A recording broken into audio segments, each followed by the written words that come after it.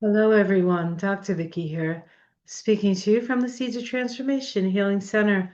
It's time for Taroscopes again. I'm going to be doing the Taroscopes for the sign of Aries. That's Aries Sun, Aries Moon, Aries Rising for the month of February 2026. And while February is the shortest month, it is likely to be one of the more profound months of 2026. Not the only profound month, but definitely in the top three, I think, or the top four, maybe. I'm going to be using the Thoth deck and this um, Starseed Oracle deck for the reading. Shall we? So, how is this affecting you, Aries? Aries 2026, as always, Aries is cardinal fire.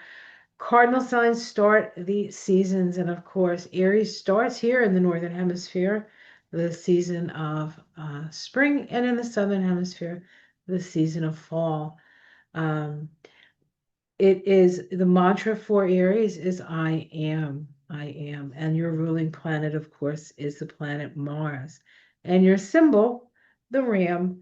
And for many of you many of you Aries or Aries rising, or even moon in Aries, if you look at your pictures from grammar school, chances are you'd have a little bump on your head because Aries faces everything directly, uh, right into the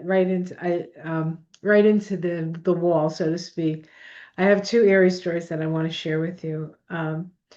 One was we were driving along one of the back roads, and there's quite a few farms around here, and there's one farm that has a ram that kind of like roams around. And one time I saw him ram into the side of like an SUV because it was nice and shiny, and he saw himself and he rammed into the side of the car thinking it was another ram. So there's a very much an instinctual nature. And my husband, who's in Aries, um, he grew up in Boston, and he was walking down the street, and he saw his favorite teacher he had a crush on. I think he was like 6 or 7, and he ran full speed, Miss So and so, Miss So and so, and then like so busy looking to get his teacher's attention that he ran directly into the side of a building on his third eye, and he like knocked himself out, and he's laying there. And it was a church. It was in the neighborhood church in Dorchester. And he woke up from his concussion, and there was the teacher, all concerned, looking at him. Are you okay, Michael? Michael, Michael, right? So he says he opened his third eye by running straight into a church. That's the story my husband, the Aries, tells. And yes, he's had many a bump on his head. Okay, so that's enough Aries stories for y'all. Let's get to the astrology for you, Aries. Okay, so of course, Aries is the mighty I am, and Mars is your ruling planet. Mars will move, is in Aquarius the whole time this month. That would be your 11th house, your house of friends. So this is actually a really good time to make some new friends, perhaps. Um, 7 to 28 degrees of Aries. Neptune is in Aries now. Neptune moved into Aries at the end of last month, and Saturn moves into Aries on the 13th. On the 12th, we have Mars making in conjunct to Jupiter. This requires you to make adjustments in the way that you put your energy out there. Maybe you're going too far, you're working too hard, or you're promising too much and you can't really deliver. The society will push back on that for you. On the 13th, we have the Saturn ingress into Aries, and on the 20th, we have Saturn now in Aries conjunct Neptune at the first degree of Aries, emergence of a new consciousness. This is the big deal that's happening for the first time, perhaps ever, for us. Big deal. And for Aries as well. Watch your head, guys. February 27th, we do have Mars make a last quarter square to Uranus. This is occurring at 28 degrees of Aquarius with Mars, and the Uranus is at 28 of Taurus. Mars is also, Uranus is also conjunct Algol. Lose your head, right? In a crisis in belief, a rebellious square. Again, as I've said to almost every other sign that I've done up to this point, nothing is slowing down. Nothing is slowing down. So we have the tree associated with Aries is the alder tree. It's another one of those trees I think that likes to be around water, around water. And I think that, and I could be wrong about this, but I think I read somewhere where alder was used to make ships because it is waterproof. I think that's what I read about alder, but that is the tree associated with Aries. So if you want to, there's actually a whole, um, I get these associations through Celtic. There's like Celtic tree astrology, kind of astrology, but it's based on like the tree of the moment. And of course, this when we're dealing with Aries, we're dealing March and April, right? So um,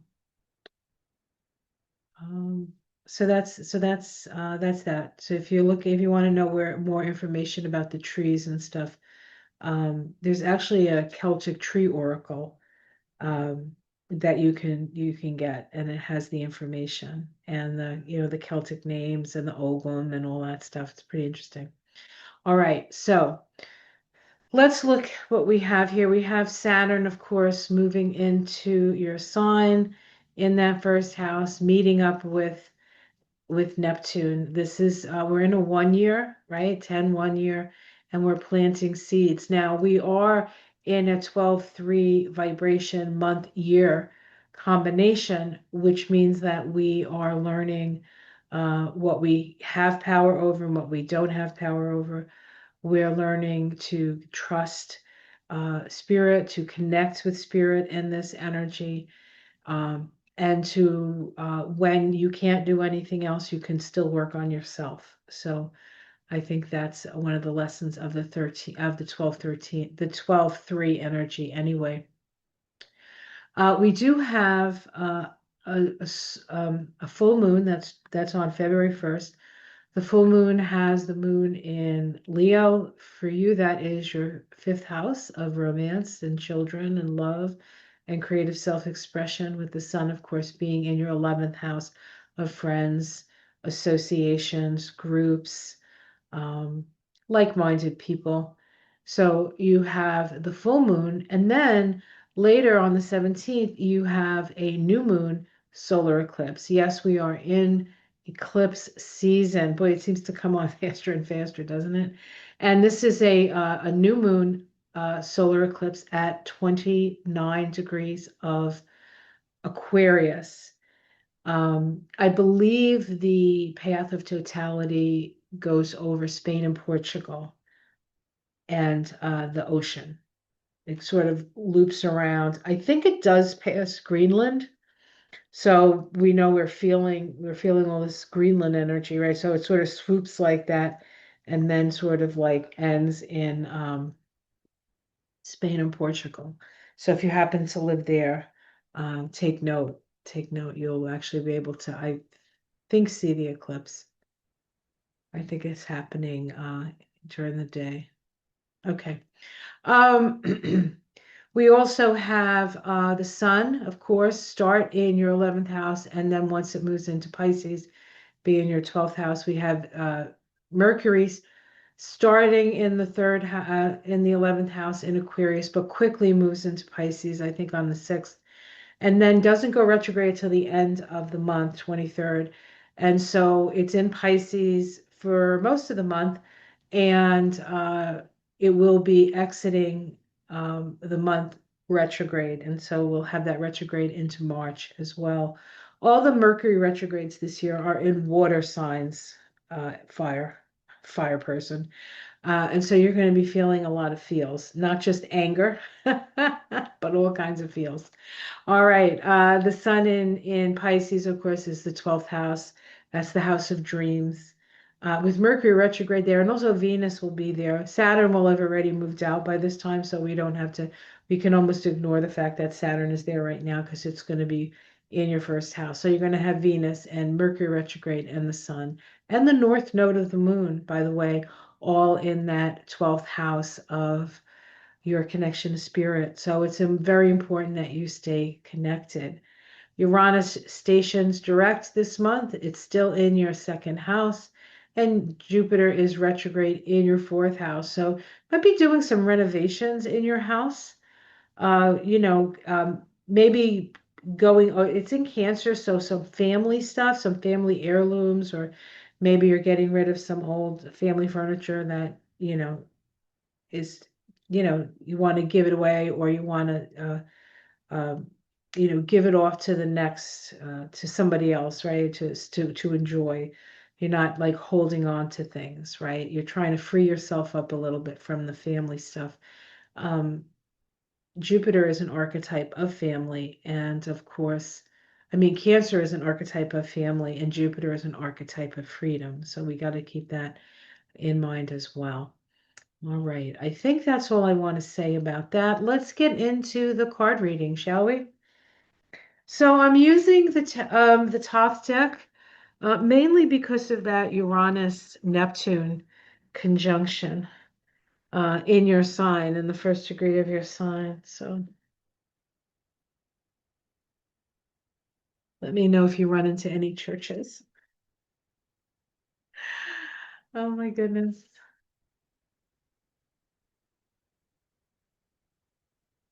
The closest I came to ramming into uh, or trying to fight somebody who was actually me in the mirror. I walked into a store once with my mother and my aunt.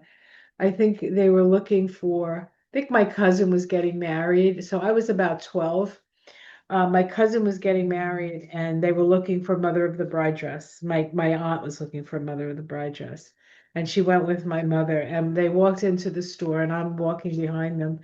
And my mother looks and says, "Hey, Antoinette, who's that person over there? They look familiar." And my aunt looks over and my mother is looking at her and her sister in a mirror.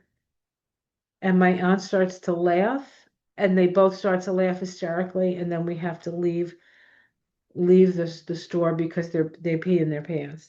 Like that was the only like mirror story I really have. I was just tagging along. I was just a tag along. Spent a lot of time. It's a lot of my youth tagging along my mother and her sister, which is in its own way entertaining. Always entertaining. Always entertaining. That's entertainment. My mom did have 4 planets in Leo, so it's always a little entertaining with her. Yeah.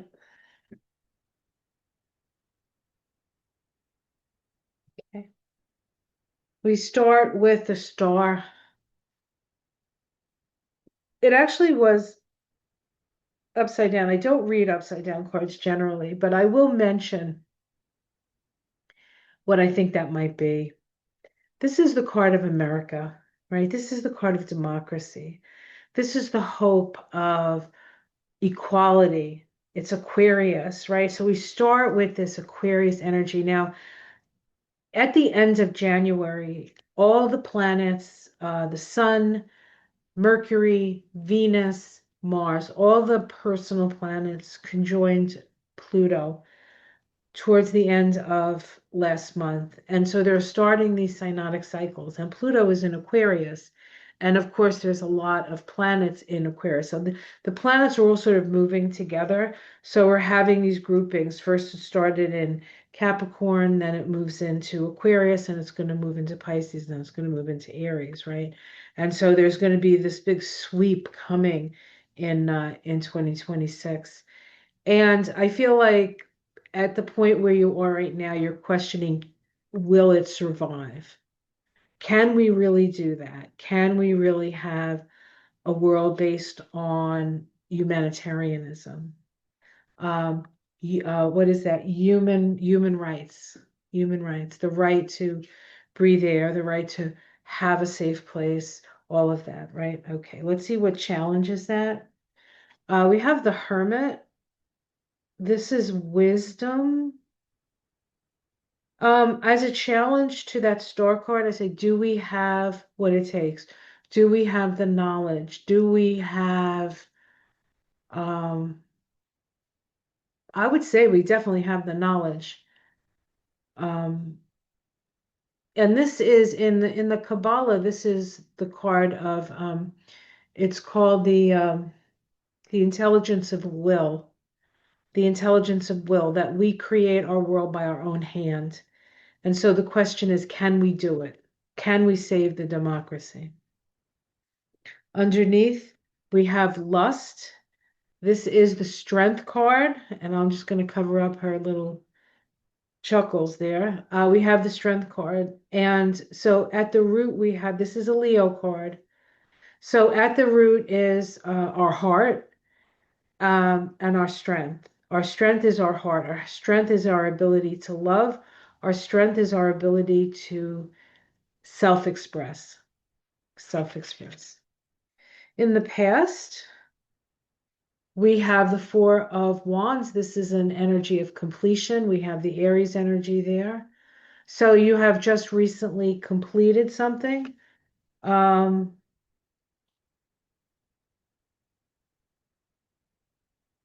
Something has come to its natural conclusion.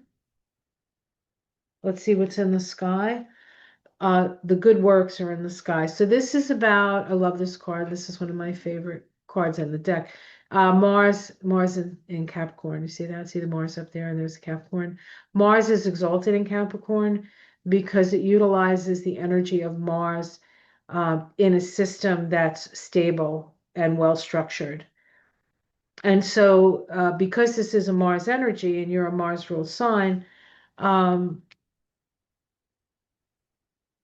I think it's saying that uh, if things are well constructed, you can trust the energy of it, I think. Let's see what's in the immediate future. Nine of Pentacles. So this is very beneficial. This is resources. This is feeling safe in your environment.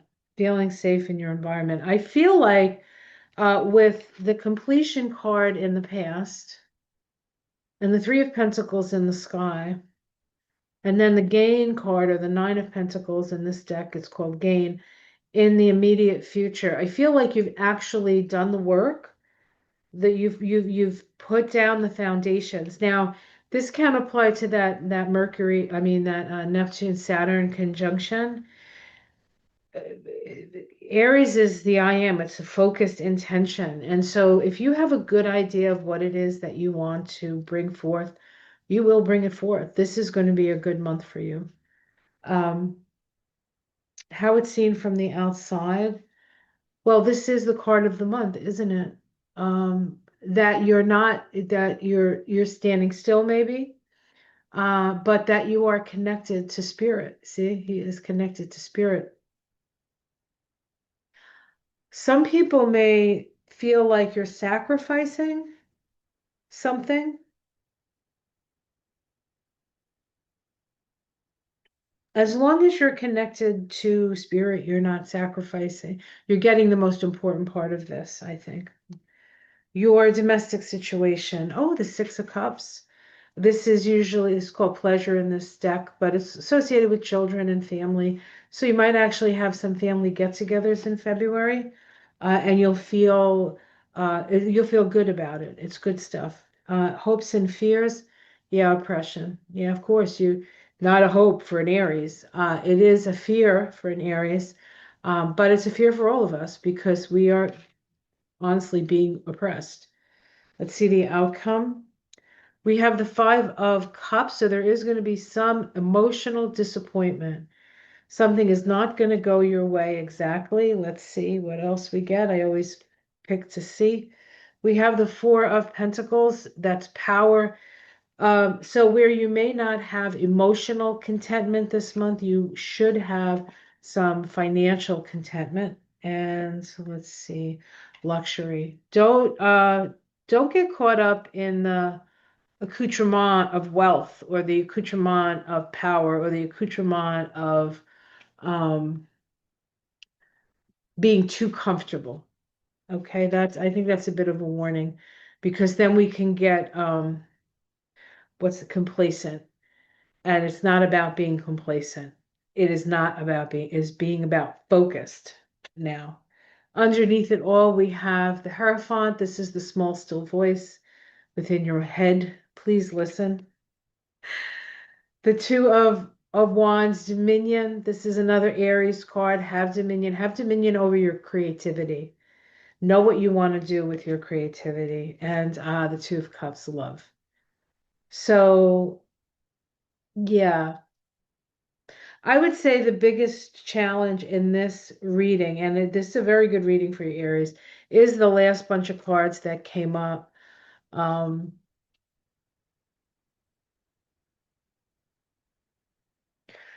the Five of Cups, the Four of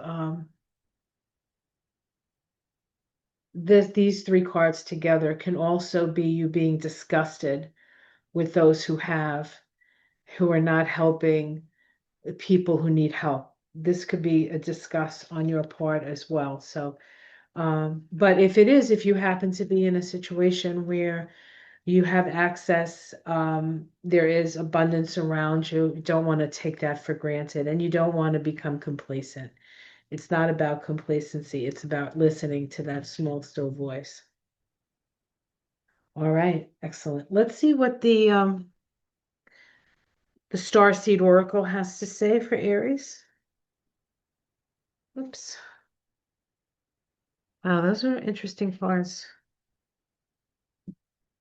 I always think of the Aries energy as the general reading for everybody because we're like purely archetypical with Aries. Okay. All right. I have my Starseed Oracle here. Let's see. Starseed Oracle, what advice do you have for Aries in the month of February? Starseed Oracle, what advice do you have for Aries in the month of February?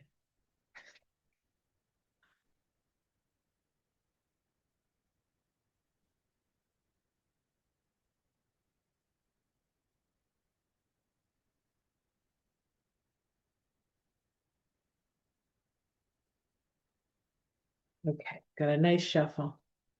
Now something will pop up. Let's see what pops up.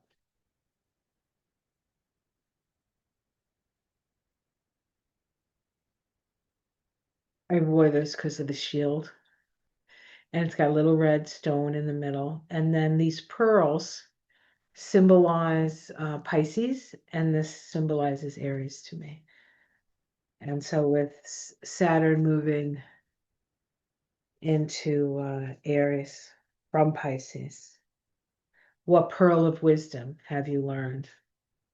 Star brothers. Brr, brr, brr. Look at that. There's your brothers. Looks like Horus. Horus. Okay.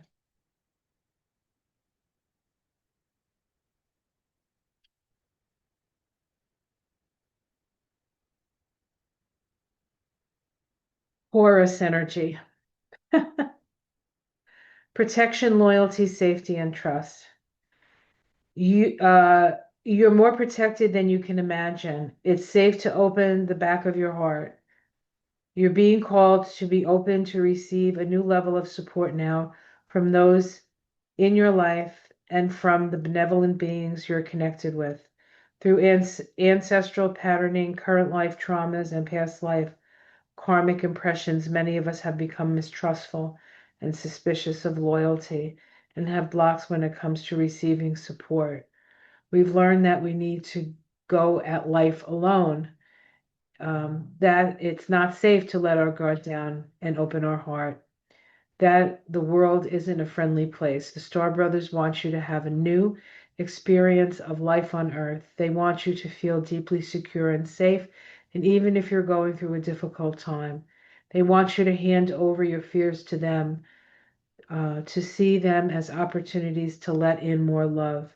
They're guiding you to stay open to receiving a greater level of support than you can ever imagine, both in this world and beyond, to call on your team of loyal protectors and supporters, both physically and energetically. They want you to learn to soften through life's ups and downs and learn to open your heart, especially when it most wants to harden. So I think this is a gentle reminder that as we move through this rather difficult time on planet Earth, that we are not alone, that we do have support, even if we can't see them. Although, if you're in Aries, likely you can see them and hear them. But know that, there have been lifetimes when uh, opening up and was unsafe, but this is not one of them. Our greatest gift and our greatest strength as human beings is when we come into situations with an open heart. And that's what we're all being required to do, to trust enough to open our hearts. And in a 10-1 year, the first place to open your heart is to open it to yourself, to know that you deserve to be here, that you're good enough, that you're perfect the way you are. And the more that we can open ourselves up to the possibilities of life, the richer our life becomes. So have yourself a great month, everyone. Take care.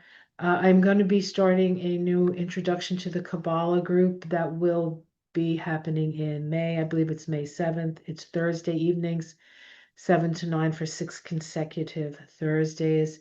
All classes are recorded, so even if you can't make it to all of them, you will certainly get all of them.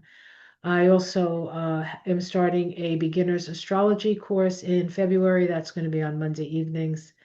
I will put the date below. I have yet to look at the calendar on that. And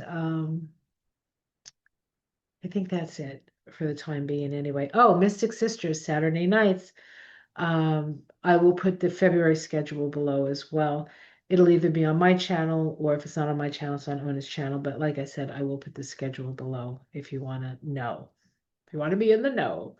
All right, guys, take care. Have a wonderful month, and I'll see you in March. Much love. Namaste.